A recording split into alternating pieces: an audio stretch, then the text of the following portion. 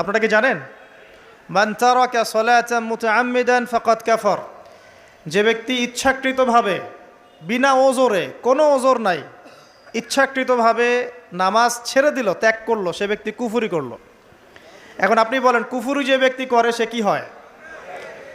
যদি আমরা ধরেও নেই সে মন থেকে নামাজ অস্বীকার করে না, অলসতা বশত পড়ে নাই, তারপরেও তো কাজটা ফাঁসেকি, তাই নয় কি? আচ্ছা, তো আজকের প্রথম নসিহত হচ্ছে 5 ওয়াক্ত নামাজ মৃত্যুর আগ পর্যন্ত কেউ ছাড়বেন না। আমার সাথে ওয়াদা করেন যে ইনশাআল্লাহ আগামী যতদিন বেঁচে থাকব 5 ওয়াক্ত নামাজ জামাতে পড়ার চেষ্টা করব, যদি জামাত না পাই একা পড়ার চেষ্টা করব। আল্লাহ পাক তৌফিক দান করুন, আমিন। আজকে যদি এই কথাটাই শুধু বাসায় নিয়ে যেতে পারেন যে 5 ওয়াক্ত নামাজ আর জীবনে ছাড়বো না, আমাদের আজকের মাহফিল সফল। আর